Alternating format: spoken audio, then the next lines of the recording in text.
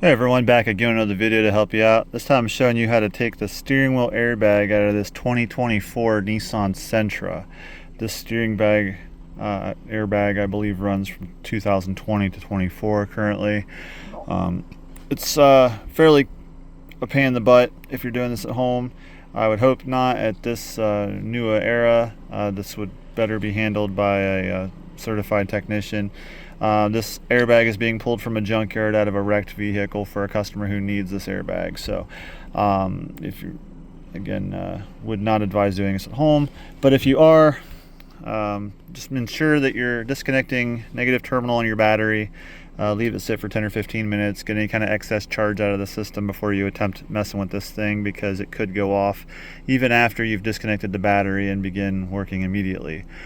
Furthermore, if you're doing this, this is also likely to require you to replace the clock spring behind the steering wheel, and also possibly reset or replace the airbag control module, which is located probably underneath the center console towards the front of the dash there.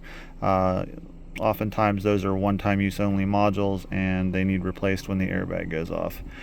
But in any case, if you're just taking the steering wheel off or anything like that, you'll need to do this too. So anyway, the tool I used is just a makeshift tool I made out of a piece of antenna. Again, I'm in the junkyard, so I have to make do with what I have. This is a piece of antenna that I bent at a 90-degree angle. You could use a Allen head screwdriver, just an Allen head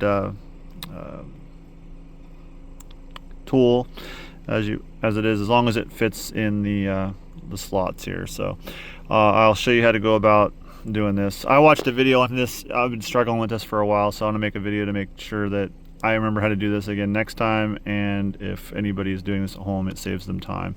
So anyway, you'll have to go in through the back of your steering wheel to get to this thing. Here are the springs that hold this airbag in here. These are the clips that hold this in. There'll be two on the sides and then one clip in the bottom. One at the bottom is real simple. We'll get to that one later. But in order to get to this, you'll have to come around on the back side of the steering wheel, and you'll have these holes right here. You'll want to go through the actual hole. I don't think the slot actually goes anywhere. I think it's just for the molding. But you'll have to come in through the hole here on the back side of the airbag, or the steering wheel here. And on this side, you're coming in right in the middle of this thing. So it's going to take you a little bit of finagling in order to get to this. Now when you get it in there, you can kind of hear the metallic sound on each other. But when you do that, you'll then be able to rotate the tool outward. Now see, this is the key. When I was watching the video of the guy that did this in an Altima, he didn't show what he was doing with his hands. So I didn't know that this wasn't this kind of operation. I thought maybe you just had to poke it in there and press and it would release the spring. But here you actually have to move the tool to get this spring to rotate. So once it rotates up that far, the spring pressure from the back of the airbag will release this side. So if you're looking at it dead nuts on,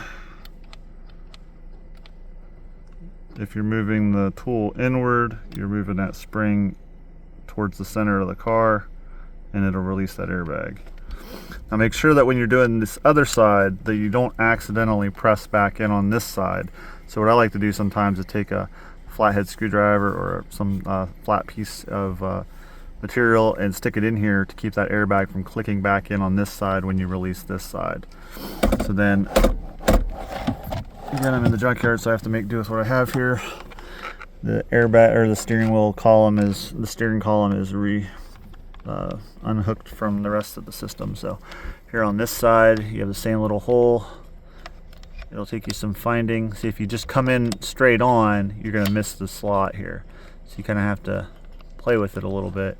And then again, you're moving the tool inward towards the center of the steering wheel. and that's pressing that spring outward.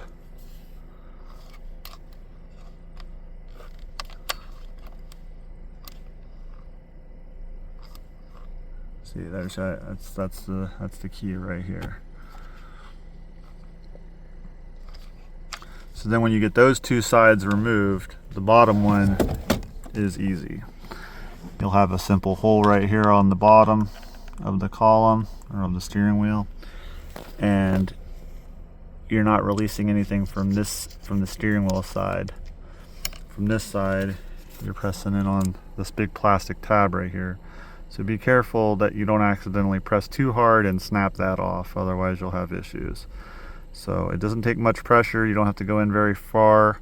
You only have to go in about 1/4 of an inch before you find that tab and press on it gently, and the bottom will release. Do the sides first, do the bottom last. I've found that sometimes when you do the bottom first, it puts these two springs in a bind, and it'll take you longer to get these two release. So do the bottom last. So these two top ones first, bottom last. Once you get those two, all those removed and the airbag is dangling out here, you'll have this ground strap to remove off the back of the column, off the back of the steering wheel, airbag I should say, off this little tab right there.